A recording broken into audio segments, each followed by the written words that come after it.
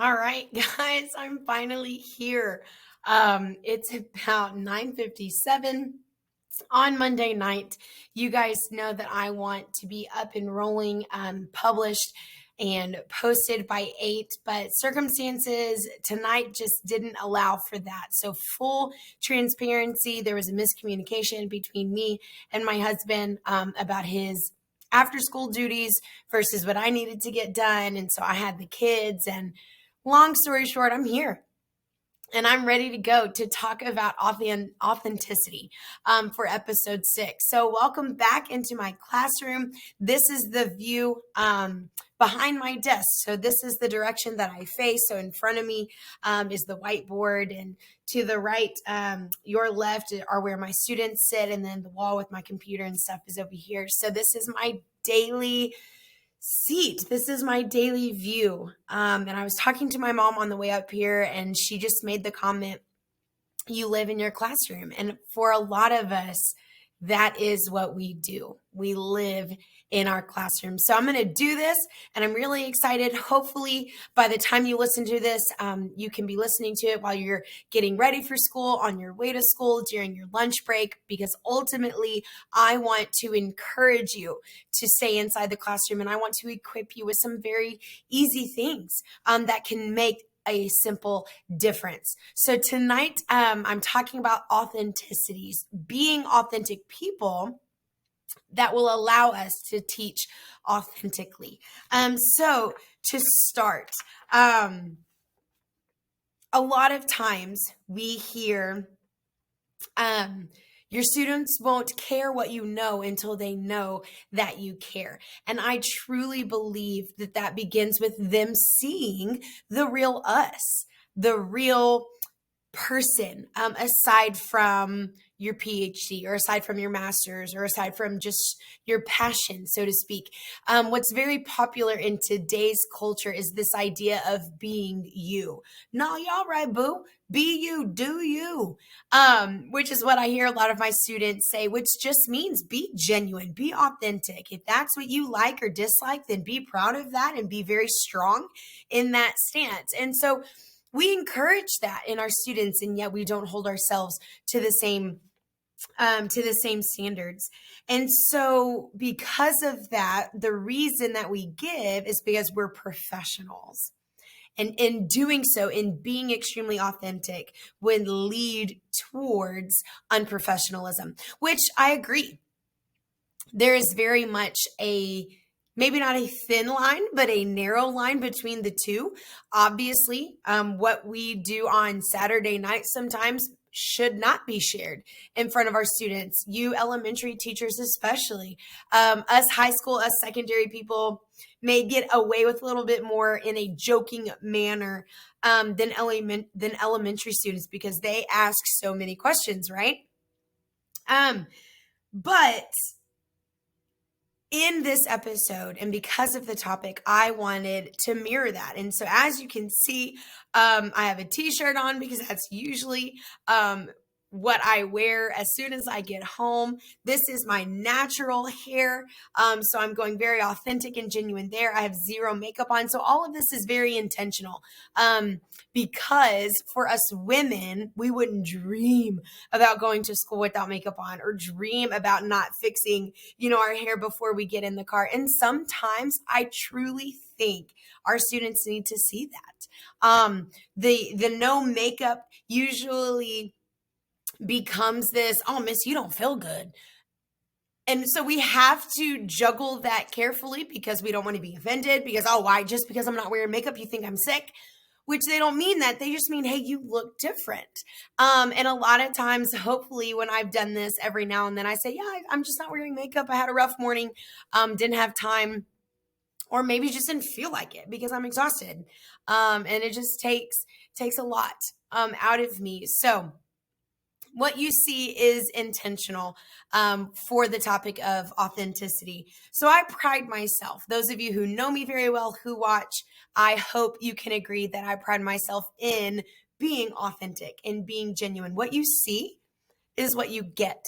And when you see me on Monday afternoon or Wednesday morning or Friday night or Saturday night or Sunday morning at church, you're going to get the same person. I don't mask. I don't hide. Hopefully in maturity and experience, I recognize my setting. Some of you may laugh, that how I am at a Friday football game is exactly how I am on Sunday mornings during worship, but sometimes I just can't help it. But that's lacking in our classrooms. And so I'm here to tell you tonight that it's okay and that it's needed if we expect the same out of our students. So a quick story that I have kind of to back this up is I was walking with a coworker of mine from our library back to our campus building, and she very, very kindly asked how I was doing. And when I replied with a atypical answer, she was kind of shocked because I said, girl, I'm struggling. My kids are at really tough ages with, sleeping and constant disobeying. And so there's constantly discipline. And then now they're starting to get picky in what they eat on top of everything else. So I was just honest and transparent in that. And she was kind of taken back. She was like, oh, didn't expect you to respond that way because we're not used to it. You ask someone, how are you doing? The answer you're going to get is, I'm fine. I'm doing okay. I'm doing well. And guys, we can't keep doing that because obviously, as you look around us and as you see that reflected in our students, we're not okay.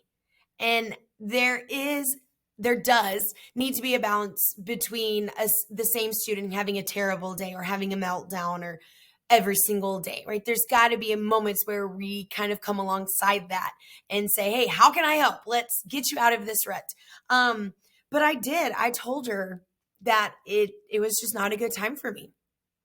So in a funny way, our students also like to see us, outside of our classrooms in a real way. I will never forget when I went to HEB for my weekly grocery run, right? Because we as teachers do have to eat. And I happened to be in the checkout line of one of my students. This particular student was a little more on the reserved side anyway. So as soon as he made eye contact with me, he became very embarrassed and shocked and quiet. And he looked around and he leaned in and he said, Miss Willis, what are you doing here? With this absolute, how dare you come visit me at my work?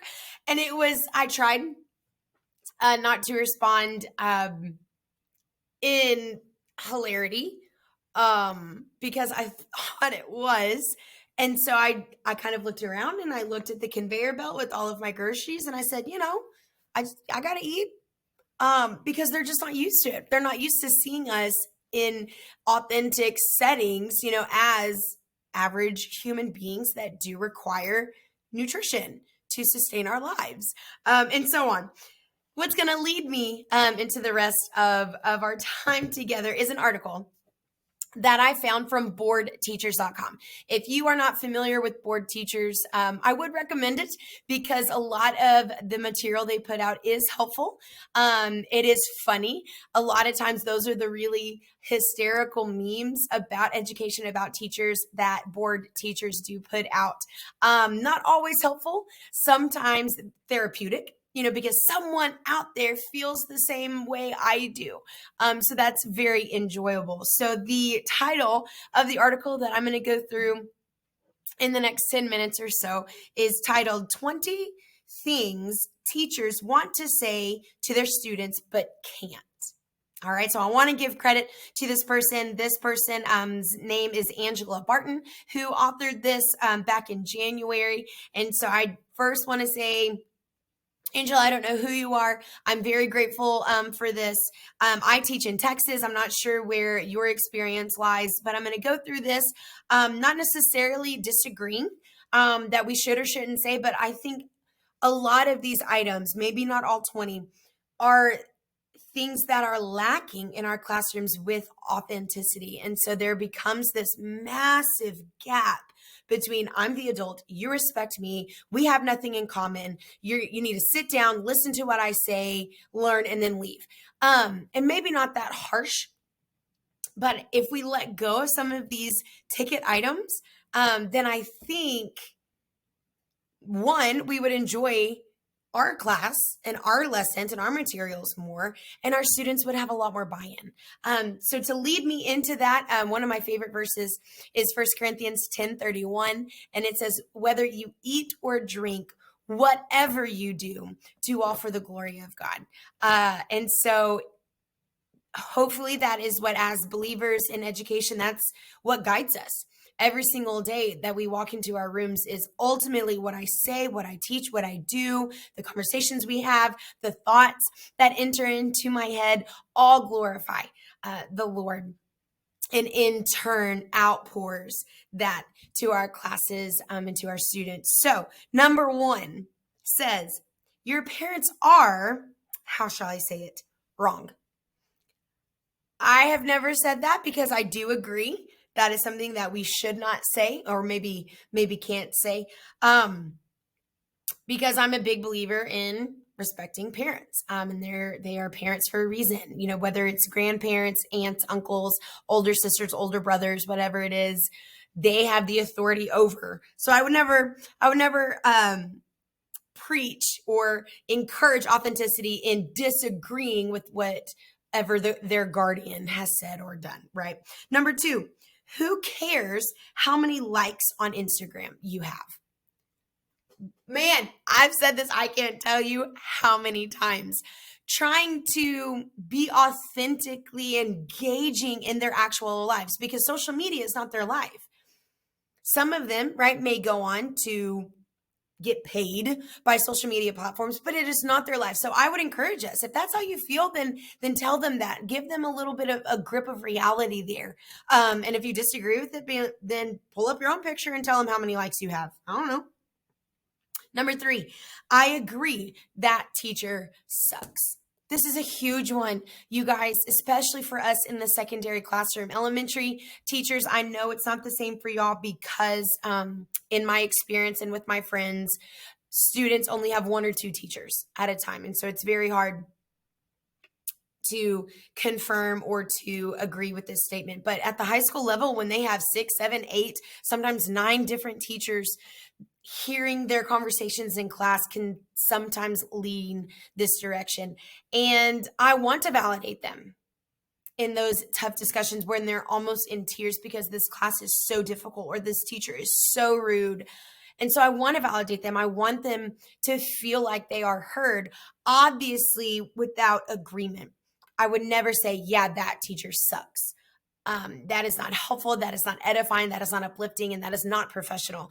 But what I want to encourage you maybe to try instead is to validate their feelings. Yes, I hear you. And just apologize and say, man, that really sucks. I'm sorry that those things happen, or I'm sorry that he or she said that. And then take it back to your classroom. So what I do is, hey, I hope I've never treated you that way, because I'm the only one responsible for myself. Like I can't help what other people do. And say, if I've ever made you feel that way, please tell me and apologize for it. Go back to yourself and authentically and genuinely apologize is an easy way to take it. Number 4, we stay up late trying to figure you out. I love that. Y'all, I tell my students that I lose sleep and I stay up late creating things for them and fixing things for them. I think it's awesome for them to hear that, to show that we value them and we value their opinion and we value their time. A lot of students think that school's a big waste of time. So us saying this out of our mouths is, yes, I stay up late thinking about you, trying to figure you out, would go a long way. Number 5, we think standardized tests are ridiculous too. Okay, if you haven't said that in your classroom, maybe you should, because a lot of us do. And I'm sorry if one of my bosses is watching this, maybe I shouldn't say that, but I hate them. I hate them. That's another topic for another podcast, right? But I think if we hear them and show frustration, that'll go a long way in building a relationship. Number 6, we know you don't have to use the bathroom that much, but we let you go anyway. You need to say that because their bladders are not that small. I don't want to say number 7. If you want to look it up, you totally can. It's totally about farting. I don't think farting is funny. I think it's absolutely gross. Burping too. But if that's you, hey, laugh about it. It's funny, I guess. Number 8, these are not the best years of your life. I say that so many times. I actually tell them that college is some of the best years of their lives. When I'm endorsing college, I'm a big believer that college is not for everyone. So I try not to leave my students who are going workforce or trade school or military out of that statement, but definitely agree that these are not the best years. I try and encourage my students when they bring up dating or they have questions about, friendships, and going through hard times like betrayal. I encourage them and say, high school isn't forever. Right? Elementary is not forever. Middle school is not forever. These are not the best years of your life. I think we should say that more often. Number 9, you learn more from failure than from success. Angela, if you ever happen to watch this, I would love to hear your thoughts. Not sure why that one made your list, because it's so crucial in their success. And one thing I think that we as teachers are doing wrong is not letting them fail, right? Is passing them because we don't want the headache of paperwork, or we don't want to get in trouble with our administration, or we don't want to belittle, their social, emotional, status, whatever it is. But I think we've got to stress failing is okay. Failure is great. And there's so many quotes from famous people about failure that we need to bring in to our conversations. Number 10, your behavior hurts us. I stopped teaching, I want to say 2 Fridays ago, because a situation occurred with one of my students. Obviously did not disclose that student's name whatsoever, but a specific behavior of this student tore me up, y'all. Tore me up inside, because what I saw and what I see in my classroom did not match what the behavior and the consequences and the discipline that happened. And so I was confused. I was brokenhearted. And so I did, on this specific day that followed the incident, I didn't teach because I wanted to have those conversations with my students, to ask them, where does this come from? Like, how do you expect us as your educators and as your teachers to handle these things when we think you guys hang the moon? We think y'all are awesome and so talented. And then a behavior like this occurs and it breaks us. I think they need to hear that, not from I'm disappointed, I'm angry, how dare you point, but from I'm sad. And I want to help and I want to eradicate whatever this issue is. Definitely don't think that should be on this list. Number 11, you shouldn't be watching that show.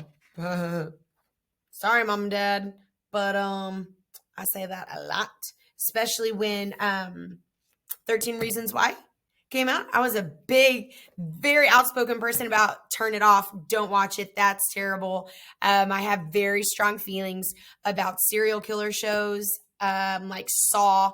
I tell students all the time like that, you should never watch that. It's literally giving bad guys all the ideas. That makes absolutely no sense.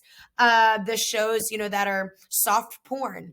I definitely don't ask questions about when a student suggests them because they know me well enough. I ask them, honestly, their opinion. Do you think that is something that I would watch? And 9 times out of 10, they respond with, you know what? Never mind. No, Miss Willis, you wouldn't like that. So I say that often. Euphoria, don't watch it. Number 12, stop talking for 1 freaking minute. Angela, you might be an elementary school teacher or even a middle school teacher. We tell our high school students that all the time. I don't think I've ever used the word shut up. That's a little harsh. But I do kind of act like I'm going to throw something at them out of frustration because sometimes they can't stop talking. 13, we don't like giving grades. This is a tough one. that I may agree with because there is no solution to offer. So you drop a bombshell like this on your students, I don't like giving grades, then the follow-up has to be, well, then what's the point of school? Because there is, like I said, no solution as of yet. One day, I hope that there is, if we can take away the 69s and the 72s and the 99s, take that all away and just, did you learn something? Yes or no? Do you have a new skill in your toolbox? Yes or no? All right, great. Have a good day. I don't know. So maybe that one should stay on this list, especially for high school students, because they can't comprehend. Then what's the point? If I'm not striving towards a GPA, if I'm not striving towards a class rank, then what is it for? Number 14, we know you aren't raising your hand to answer our question, but we call on you anyway. I have so many students in my mind right now that is very applicable for. And I'm pretty sure I tell them. Actually, one of them very often says, Miss Willis, this is unrelated. And yet I still let him talk. Because again, it's about building relationships. Sometimes it's a really good brain break. So maybe think of it that way. Number 15, and possibly my favorite, we aren't here for the money. We are here for you. Guys, if you're in this for the money, get out. Leave. Please, because you're giving those of us who love this and we're here for the students and to make a difference and to impact lives, you're giving us a bad name. If you're here just to punch a clock, to do your time, as soon as that bell rings, you have to stay your 15 or 20 minutes after and you leave without giving school a second thought, get out of the profession. I implore you and I beg you, because most of us are here for the kids and because of the kids. So let me encourage you, teachers, if I'm talking to one of you that is struggling to find value in the students, go see them in the community. Go see them in extracurricular activities, because it really does give you a much deeper insight to who they are. Softball games, theater performances, band concerts, find out where they work and go to that restaurant and see them, because it will give a whole new meaning to what you do. I love it. We should tell them that we're here for them as often as we possibly can.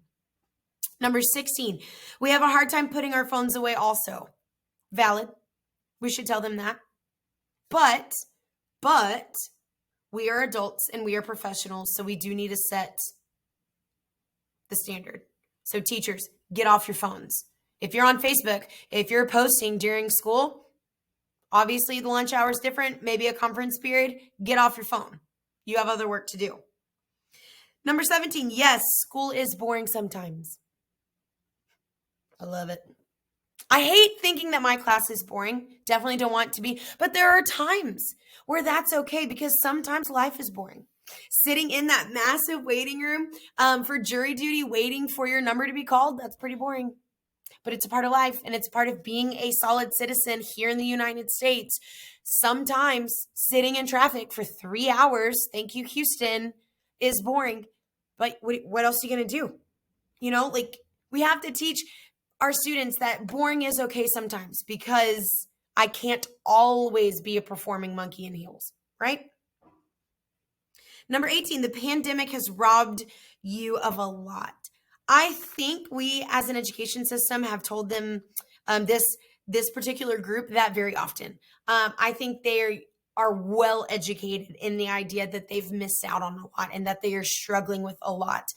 So there's grace. Maybe us as teachers need to do a better job of vocalizing that and recognizing that. But the standards, guys, have got to stay.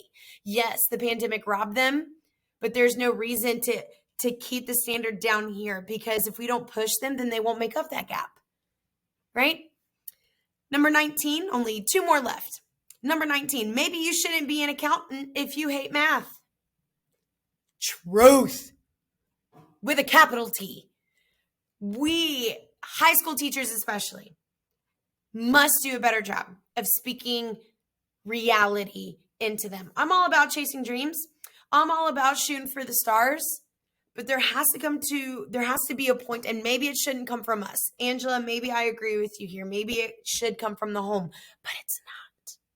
But it's not coming from the home. And if it's not coming from the home, then the next place that is expected is the school. We've got to tell our kids, if that person or that student is failing biology and they want to be a doctor, maybe sit down with them on a very real, very kind level and have a conversation instead of possibly, saying it out loud in front of the class. But this is a truth that we have to be able to conversate about. Last one, number 20. We are your teachers for life. Reach out to us always. Again, Angela, I don't know why that's on the list, y'all, because that is so key. I can't tell you how many times